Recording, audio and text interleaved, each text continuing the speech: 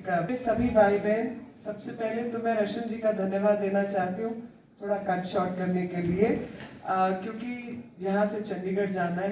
मेरा मन नहीं है कहीं जाने का, लेकिन जानते हुए कि मुझे आज भारद्वाज जी से मिलकर इतनी ज़्यादा प्रसन्नता हुई।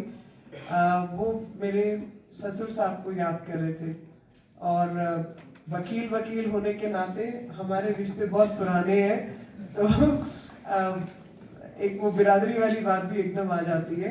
और शिमला से उनका बहुत पुराना रिश्ता था। उनके मामा का घर शिमला में था, मेरे ससुर साहब के मामा का घर। तो वो 1932-33 से लगातार हर साल, जब तक जीवित रहे तब तक वो हर साल शिमला जरूर आते थे। देश दुनिया कहीं चले जाते थे, लेकिन हफ्ता शिमला उनको जरूर लगाना होता था। और लास्ट में मेरे को याद है अभी भी कि उनकी तबीयत थोड़ी ढीली थी और यूरोप से आए थे, तो बोले शिमला चलो। तो मैंने कहा आप यूरोप कब देख के आ रहे हैं, आपको शिमला जाना है? तो बोले कि हाँ शिमला तो जाना ही जाना है। तो मैं कहा एक हफ्ता? तो बोले चलो 3 दिन सही, पर जाना जरूर है। तो उनका इतना प्रेम था। आज आप सबके बीच आकर उसी गेटी थिएटर में उपस्थित होकर पुरानी यादें बहुत सारी आ रही हैं। और सभ्यता संस्कृति की बात हो तो मुझे लगता है कि हमें शिमला की सभ्यता कोई 1815 से शुरू नहीं होती। अंग्रेजों की राजधानी जरूर थी, लेकिन ये हिमाचल का क्षेत्र माँ श्यामला की धरती के रूप में, और जैसा भारद्वाज जी ने कहा, देविक शक्ति और देवभूमि के रूप में सदियों सदियों से जाना जाता है। हमारे ऋषि मुनियों की तपोभूमि थी, और वही तपोभूमि और वही सभ्यता संस्कृति को जीवित रखने के लिए जो भी कुछ हमारे समाज ने झेला, और मैदान से लोग किस तरीके से पहाड़ों की तरफ गए और क्या कारण थे उन सब के पीछे, किस तरीके से सभ्यता संस्कृति को बचाने के लिए हमारे पूर्वजों का श्रम और परिश्रम रहा होगा, मैं तो उसी को नमन और प्रणाम करती हूँ। जब इस धरती पर खड़ी हूँ तो उस सब अच्छी चीज को, जिसने इस भारत को सभ्यता संस्कृति का रूप दिया, ये जो आपकी टोपी है, हिमाचली टोपी, ये सिर्फ आपकी पहचान नहीं है, ये हम सब के गौरव की पहचान है। और इस गौरव के लिए गौरव की रक्षा करने वालों को नमन।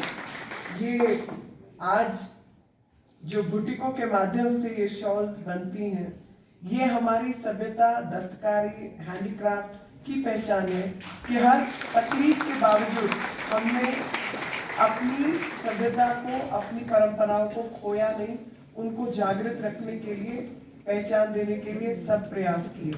और वो सब प्रयास संभव हुए क्योंकि पूरे समाज ने एक होकर उस सभ्यता संस्कृति के लिए काम किया, जिसकी हम सब आज भी आजादी का अमृत महोत्सव मना रहे हैं। और आजादी के अमृत महोत्सव में अगर भारत ने आजादी के अपने 75 वर्ष पूरे किए, तो साथ ही उन सभी चीजों को याद करने का समय है जिसने हमारे देश की आजादी के लिए काम किया, जिसने बावजूद दासता के माहौल के उस आजाद मन से भारत की परंपराओं को जागृत रखने का काम किया, और बावजूद हर मुश्किल से उसने अपना डिजाइन, क्राफ्ट, स्किल उसको छोड़ा नहीं, उस कारीगरी को जीवित रखा। उन सभी कारीगरों के प्रति मेरा नमन और आदर के भाव से आज मैं आप सबके बीच उपस्थित हूँ।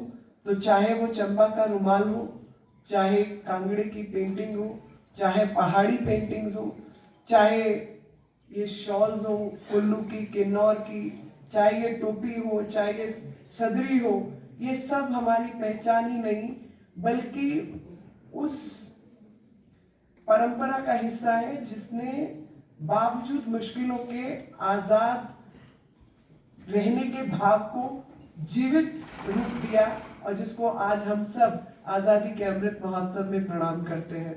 और बार बार मैं यही कहती हूँ, अंग्रेजों ने शिमला को ये रूप जरूर दिया अपने मतलब से।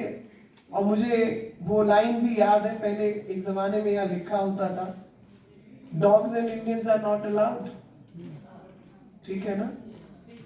तो आज वहीं पर हमने उस देवी शक्ति को प्रणाम किया जिसको 1928 तक व्यक्ति होने का अधिकार उस अंग्रेजी सभ्यता ने नहीं दिया था।